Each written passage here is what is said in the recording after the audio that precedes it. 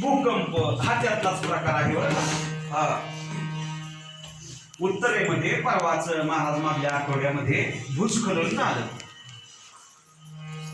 शंकराचं मोठं दैवत असताना त्या ठिकाणी भूस्खलन झालं.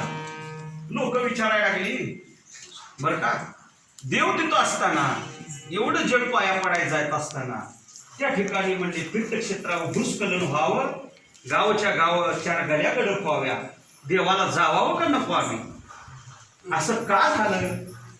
तर म्हटलं तिथं गेल्यानंतर 10 रुपयाची वस्तू जर 100 रुपयाला लोक विकायला गेली देवाच्या कडेला बसून तर भूस्खलन हे होणारच महाराज. राहील का सांगा, आलं का लक्षात. म्हणजे तीर्थक्षेत्र जरी असलं आणि त्या ठिकाणी जर पाप व्हायला लागलं तर पृथ्वी काय करत असते महाराज, त्या ठिकाणी सुद्धा महाराज अशा प्रकारचे आघात येऊ शकतात. आणि महाराज तसंच झालेलं आहे. द्वापार युगाच्या सुरुवातीच्या कालावधीमध्ये पापी अभक्त मंडळी वाढली आणि पापी अभक्ती मंडळी वाढल्यानंतर